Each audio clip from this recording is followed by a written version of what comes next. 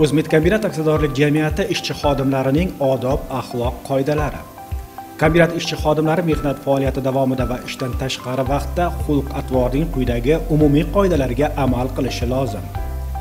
Kombinatning obro'siga putur yetkazishi mumkin bo'lgan xatti-harakatlardan tiyilish va yo'l qo'ymaslikka, axloq normalariga doimiy rioya qilish.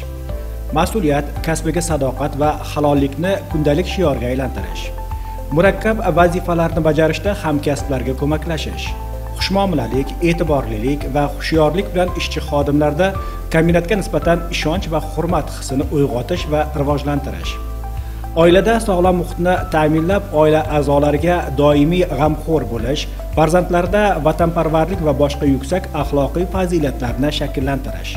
Ishchi xodimlarning ijtimoiy kelib chiqishi, iqtisodiy ahvoli va boshqa omillardan qat'iy nazar ular bilan bir xil, samimiy, odob va vakolatli doirasida munosabatda bo'lish. Jamiyatda axloqning umumiy e'tirof etilgan qoidalariga so'zsiz amal qilish. Kombinat ishchi xodimlari o'z kasbiy faoliyatini quyidagi prinsiplar asosida amalga oshirishi shart. Qonuniylik, kombinatga sadoqat va vazifasiga fidoyilik, yuklatilgan funksional vazifalarni to'liq sifatli bajarish, ijro intizomiga qat'iy rioya etish. Ishchi xodimlar huquqlari, erkinliklari va qonuniy manfaatlarining ustuvorligi. Davlat, kombinat va uning jamoasi manfaatlariga sodiqlik. Adolatlilik, halollik va xolislik. Korrupsiyaviy holatlarga murosasiz munosabatda bo'lish va qarshi kurashish. Xizmat sirini qat'iy saqlash. Mansab vakolatlarini suiiste'mol qilmaslik, manfaatlar to'qnashuviga yo'l qo'ymaslik, o'z odob axloqi bilan jamoada, oilada, jamoat joylarida va jamiyatda o'rnak bo'lish. Ishchi xodimlar odob axloq qoidalariga rioya qilish majburiyatiga, kombinat esa ishchi xodimlari mazkur qoidalarga mos bo'lgan kasbiy madaniyatni talab qilish huquqiga ega.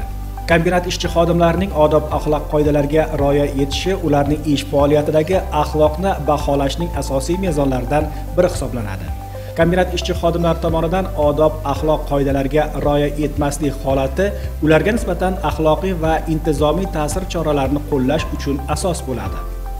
Odob axloq qoidalariga rioya etmaslik uchun odob axloq komissiyasi tomonidan kombinat ishchi xodimlariga quyidagi axloqiy ta'sir choralari qo'llaniladi.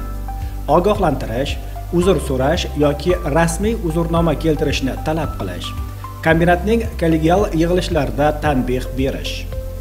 Agar sizda kombinat faoliyati bilan bog'liq bo'lgan muammo mavjud bo'lsa, u holda quyidagi aloqa kanallari orqali murojaat qilishingiz mumkin.